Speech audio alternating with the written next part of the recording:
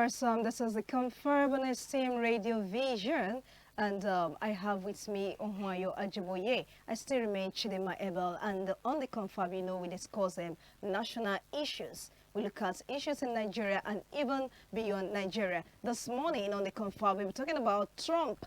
Trump has ordered U.S. to withdraw from 66 international organizations. So this is what we're looking at this morning on the Confab.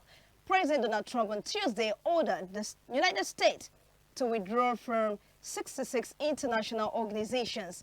This, he said, marks one of the most road blocks of U.S. participation in multilateral institutions in modern history as the administration moves aggressively to realign foreign engagement with what it calls core American interest.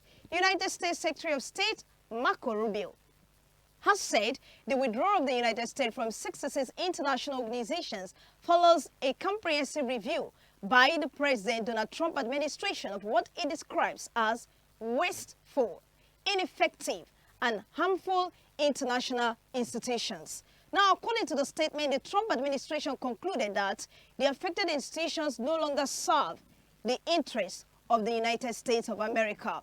Rubio said Trump has drawn a clear line on continued U.S. funding and participation in such bodies, explaining. Now, I want to believe you understand what the story is all about. Trump withdrawing the U.S., the United States of America, from participation or from funding these institutions. There are about 66 in number. I think, I don't know, but some people will say that Trump is going too far, that he's becoming I don't know whether to say erratic, a dictator, an authoritarian president, because honestly, a lot of people are, questioning why they even voted him, because this was a kind of, people loved him. That was before he came into power. But looks like a lot of people are now withdrawing their support from Trump. Looks like he's becoming erratic. So I don't know what you will say with respect to this development. So what I have to say about this development is the fact that for Donald Trump, this issue is not just about him withdrawing from 66 nations. It is in line with his manifesto to focus only on nationalism. He has his manifesto for being elected president. Focus on nationalism. On nationalism. He's focused on only America's interest first. The rest of the world can be damned. Trump has been very... Come on, America has always been helping other countries, so it doesn't stop them from being the America they've always been. Even before Trump came into power, America has always been... On the surface, America has always been the big brother, but a detriment to American interest itself. Detriment? What do you mean by detriment? In what way? In what way? I'm talking from the point of view of Trump and his supporters. I'm talking from their POV this moment.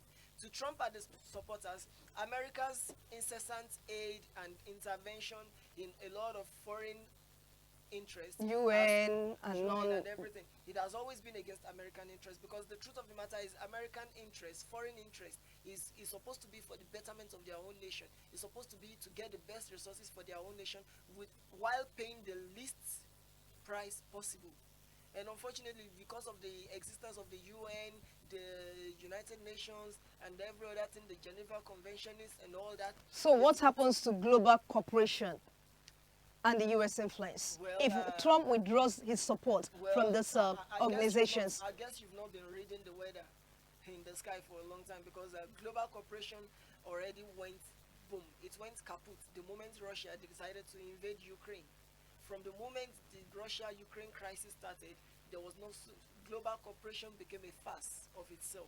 So what is happening now is the fact that Trump is doing exactly what he said, that he was going to focus on only America first. He said it and they meant it, and that is what he's doing. So I don't know why people are surprised. Does support to organizations weaken America? Yes. It's not supposed to, but according to Trump and the supporters, yes, it does. Because, one, America is being forced to open up its borders to both legal and illegal immigrants who, according to them, I'm not saying that this is fact, who, according to them, are taking jobs away from hard-working Americans. So I'm looking at it from their POV that it's not like Trump is becoming a tyrant or something. From his point of view, he's trying to do what he deems Now, as what's best, let's look as at it best for the on a American populace. let's look at it on a broader level. What happens to, climate change, health security, peacekeeping, when the world's largest economy is pulled out? Well, the truth of the matter is that all that is going to suffer because they are going to suffer from funding issues. They are going to suffer a little And you bit will of agree with me leadership that issues. America also need other countries. America can survive on its own Of without other course, no countries. one is an island. We all need each other. But the truth of the matter is that Trump at this moment does not really care.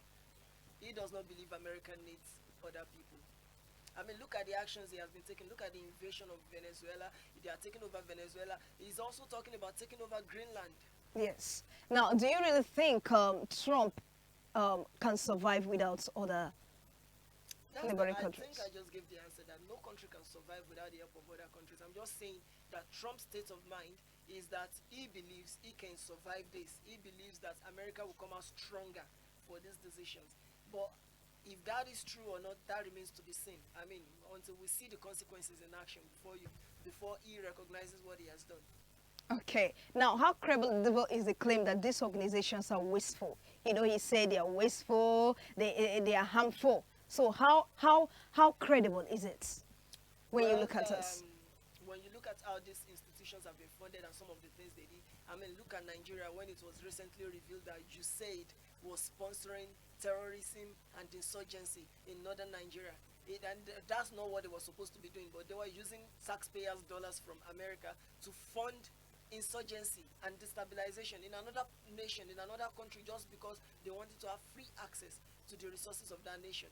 And you look at such things and then you'll be like, okay, some institutions are actually ineffective, some institutions are actually wasteful, some institutions are actually using taxpayers' money for, for funding their own private projects, for funding their own vanity projects. And I'm just thinking Don't that you think there Trump should have could just been cut a better down, way. There could cut have been down, yes, instead there should of, have, I believe there should have completely been a better withdrawing? way.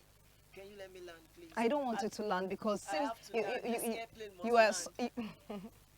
So there could have been a better way because okay. at the same time you have to look at this blanket withdrawal from these institutions and organizations is going to raise doubts, and the doubts are going to be whether there was actually a good review, or is the review selective or politically driven rather than being fully objective. Is it an objective decision now for the US to withdraw themselves from these institutions just because they perceive them as being weak and wasteful? Or is it politically motivated?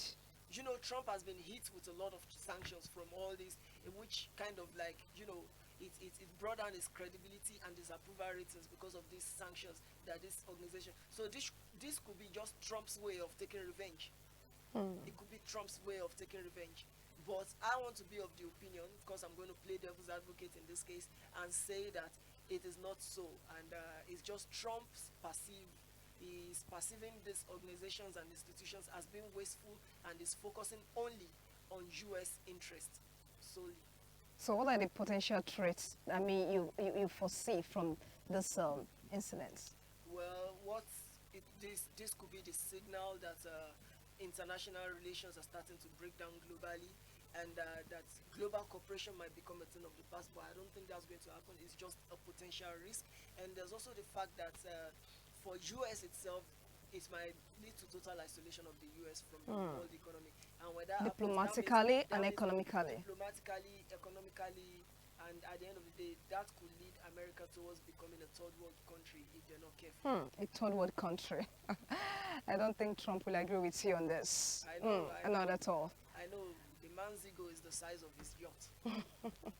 All right, our viewers, this is where we're wrapping it up. But before we call it a day, I believe my analyst here has something to say, parting remark. Well, I don't have much to say except to talk to Nigerians that information is still the key. Information is the most important thing. And one of the things we need to understand is this is the time for us to stay informed. This is the time for us to ask the hard questions. And this is the best time for us to start demanding accountability, especially from our state governments. No more, yes, see, the bulk of the blame will always stop at the president's table. But at the same time, we have to start demanding accountability from our state governments, because now they are going to be getting more VAT. They're going to be getting more allocations. So everybody, all eyes on the state governments. I know in 2020, was it 2023 or early 2024, there was a popular slogan, all eyes on the judiciary. No, so this time now is going to be all eyes on the state government. And this time the people must not stop demanding for accountability. State governments must be held accountable for how your money is being spent. It is your money, taxpayers' money. So you must hold your state accountable for how the money is being spent. No more, there should be no more loyalty and allegiance along party levels now. This cuts across every one of us. The betterment of our state is the betterment of our standards of living, is the betterment of our life expectancy in this nation. So it is time for accountability. All right, thank you so much, Ohunayo Ajiboye. Thank you for making yourself very much available for the Confab. We look forward to having you over and over again. I'm always available. And to our viewers, thank you so much for choosing Esteem Radio Vision. And don't forget, this program, The Confab, will be coming your way again. So keep a date with us. To our CEO, we want to say thank you in the person of Deacon Michael Adeboye Ashaulu, the founder of Esteem Radio Vision and Enyakonle Foundation. We say thank you so much. And also to our producer in the person of Ayomiko. Thank you. Until we come your way again, I still remain Chidema. Bye for now.